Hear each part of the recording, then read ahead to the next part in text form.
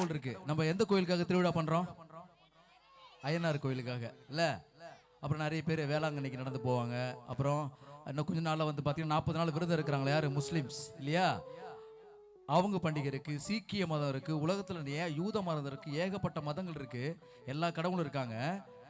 அவங்கள யாரும் இது வரைக்கும் நீங்க பாத்திருக்கியா? பாத்திருக்க முடியாது. ஆனா டெய்லியும் நம்ம பார்க்கக்கூடிய கடவுள் யார் தெரியுமா?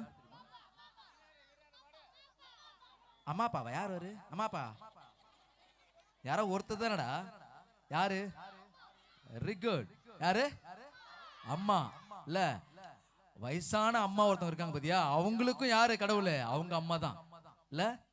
நம்ம டெய்லியும் பார்க்கக்கூடிய தெய்வம் கடவுள் யாரு? அம்மா. அம்மாவை பற்றி ஒரு அழகான ஒரு ஏவி உங்களுக்காக, ஒரு பாடலும் உங்களுக்காக.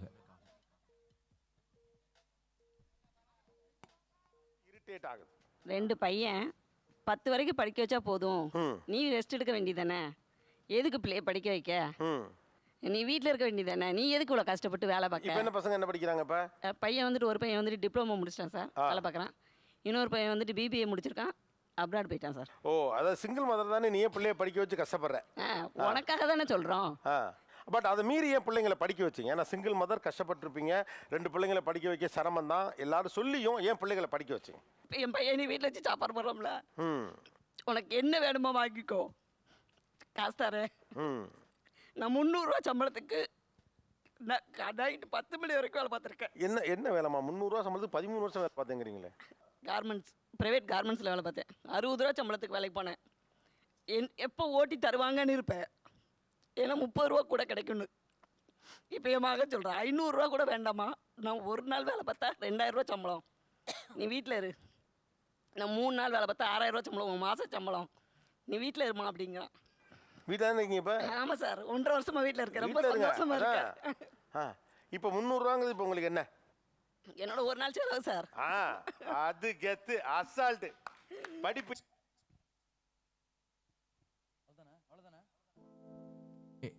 அதான் இல்லையா? எல்லாரும் அம்மாக்குள்ள போயிட்டீங்களா?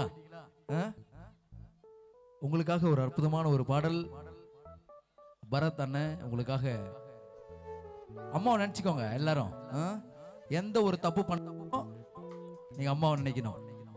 நமக்காக ஒவ்வொரு நொடியும் கண்ணும் கருத்துமா பார்த்துட்டு இருக்கக்கூடிய ஒரு உயிர் யாருன்னா அம்மா தான் இல்ல. குட். தொடர்ந்து அந்த அற்புதமான பாடல் பரத் அண்ணன் உங்களுக்காக.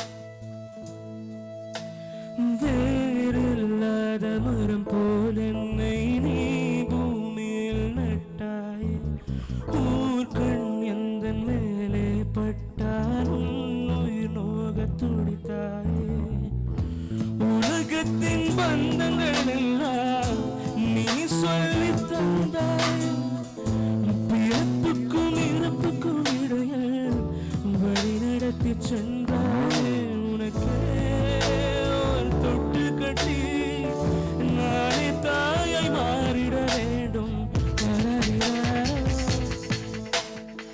நான் இங்கே தயவி கண்ணுறங்கு என்னோட மடி சாய்ந்து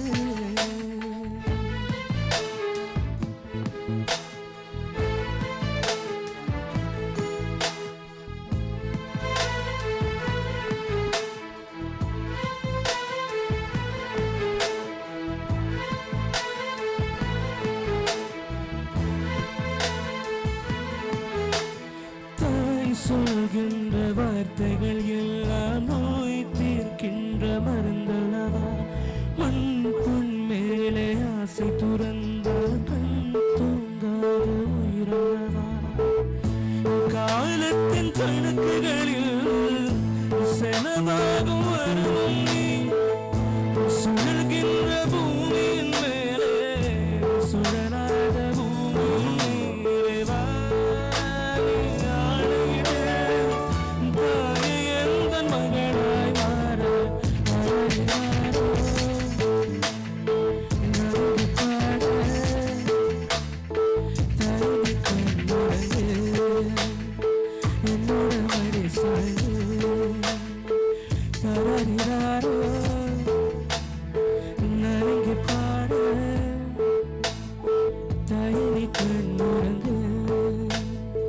என்னோட மடி சாய்ந்து. Thank you.